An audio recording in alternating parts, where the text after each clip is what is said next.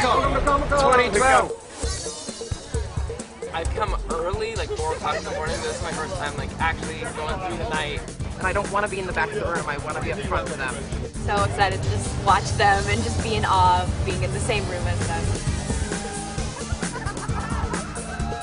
Here we go, into the madness. Into the melee. Exterminate, exterminate, exterminate.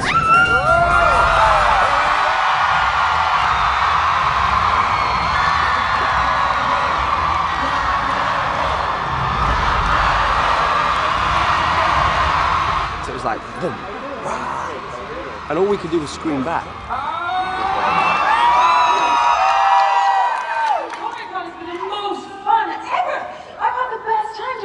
Dressed up in capes and stuff, and actually, I was coming down the lift in the hotel this morning next to a Dalek girl, which was pretty cool. It took us a second to register each other, and we both just went, ah! Have I found out the Doctor's real name? Do you know? Do you have an idea? Do I have an idea? Yeah. Yes. He knows, and he won't tell me! I mean, to be honest, he's been there from the start, hasn't it? It really is. He never gives his name. Other Time Lords do. Everybody else does. He never gives his name, and the show is called Doctor Who. Clearly the question is tremendously important, and only I know why. So do you have an idea that you will never tell anyone, or is it just something that you've never even decided? No, I actually found out the truth, and I'm not, I can't pass it on. Welcome to our life. A succession of Stephen knowing information, having the power to withhold it, and smiling at us. The real heartbeat of the show is the quality of the writing and the quality of the writers that it attaches as well, and that is infinitely easier, you know. I'm not just saying that because you're next to me. It's the best writing for women characters out there, hands down, and I love that the most. It can be anything, and you're not bound by genre, and that you can tell a horror story one week or a sort of rom-com story the next, and it can afford invention and inventiveness, and you know, it's sort of limitless, really. As the actors, what plots would you like to see happen in the show? I'm really intrigued by Atlantis. I don't know, I think the Doctor should join a band. I like pianos, I really like pianos. So maybe something to do with playing a piano that shrinks people, and we get trapped inside the piano and have to like dodge all the hammers. The craziest fan encounter. We got in the car, and there was a lady there who told me that I was an exact replica of her pet hedgehog.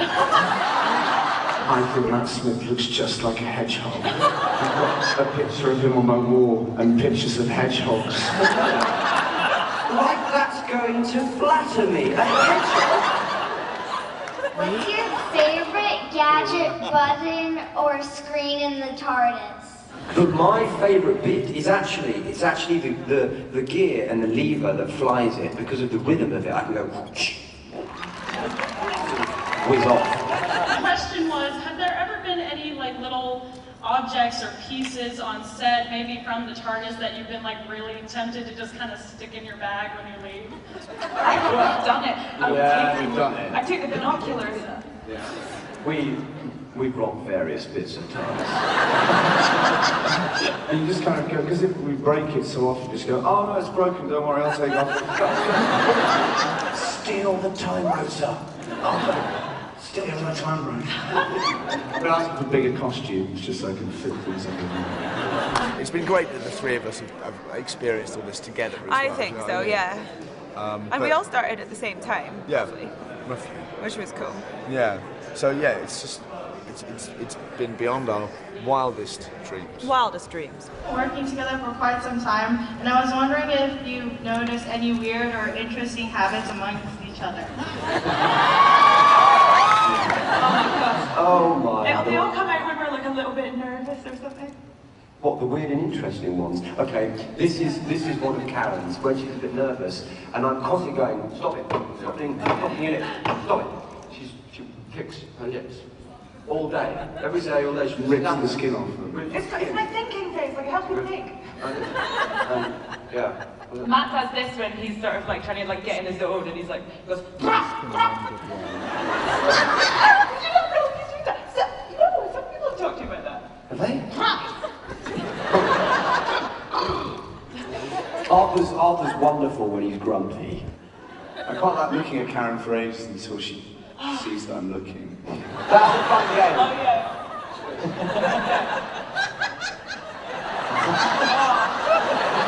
Basically, you know, there's a lot of time to kill on a film set, so the only thing we can do is irritate each other, that's it. You know, obviously the big news this year is that we're saying goodbye to the Cons this year. You didn't stop crying. I didn't stop crying for 2 weeks. In between takes, anything was setting me off. Yeah. Pictures set me off. Broccoli. Broccoli, tender stem. I'm gonna miss getting to run down corridors away from imaginary monsters because they're bitten after us sometimes. And You can still do that, it will just be weird. I'm gonna miss these guys, I really am. I mean, I've made some of my best friends on this show. If there's something happening in a scene, say for instance there's a moment that we react to, I mean even now, I won't have to look, and something's happened there, let's say it happened like that, and us three would go...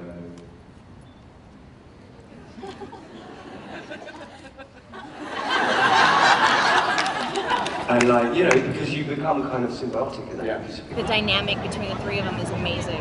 Unbelievably, it's transformed my life, it's changed my life, and working with these guys who have become, you know, my firm friends. So what do you guys have plans on what's next for you guys? Yes! You want to go? Should we ask her? Okay, right. What's it called? Okay. Okay, so I'm going to Scotland to do a little film called Not Another Happy Ending, which is about the writer. And then I'm doing...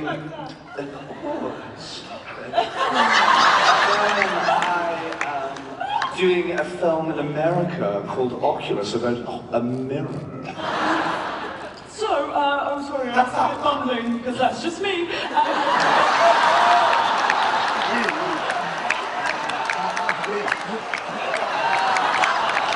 I'm gonna do a play in London with my best friend, and we've known each other since we were like 8, so that's really exciting. And then, oh, this is exciting. I'm gonna do it in my normal voice. I am going to, because I'm you now, I'm going to do a new series called Broadchurch with, get this, David Tennant.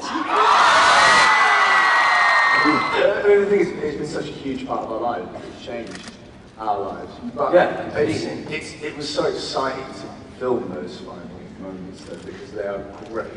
And our departure is so good. It's really, really good. I couldn't believe it when I watched it. It's a climactic meeting, and I think a brilliant end to what has become, in my mind, and I'm a bit biased, but my 2 favourite companions, you know, so... Wait a minute! Now you say that now, but we were in the elevator, you turned to them and you went... Didn't you guys used to be in Doctor Who? Ouch! Yeah, cling to it. Ah, you cut me deep. It's been incredible, absolutely incredible. I mean, it's, you know, huge episodes. We've had Daleks, we've had Angels, we've been to New York, we've shot an episode in Spain. It's just been absolutely epic. But, you know, saying goodbye to these guys was the big one, really. It was very, very difficult to know that, because it's not just fiction you're ending. You're actually ending a real life experience. Working with Karen and Arthur was absolutely coming to an end, and I thought I've written my last words ever for Alien. Of course I hadn't. There's always something else. Sure. But you know, it was genuinely, properly sad. Yeah, it's gonna be sad, but it's always really interesting to see the new characters that come about and the different personalities that they introduce in the show. So I'm sure it'll be a great new element. But I do think it's important to note that we trust you. We trust you that, you know, that whatever it is that you do, we're gonna follow you and trust that, you know, that you're not gonna damage our hearts for too long. You know? The show is the star, and the show will continue without us, without, dare I say, Stephen, without, you know, because that's that's the thing that we're here to serve, and that's what we do. And it is about regeneration, and it is about welcoming in Jenna and a new era and a new time, and you know, that's what's exciting. There's the sci-fi and everything else behind it, but what it really comes down to is this man who travels everywhere and with his friends. Like, that's really what I feel like Doctor Who is about, is the friendship and the camaraderie of everybody working together. I think if the world was a bit more like Comic-Con, it would be a better place, right?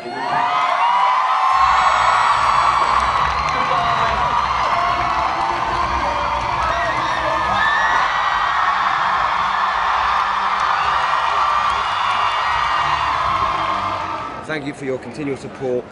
Thank you for your enthusiasm, and you scream like dinosaurs. It's brilliant. So enough love, enough respect. See you next year.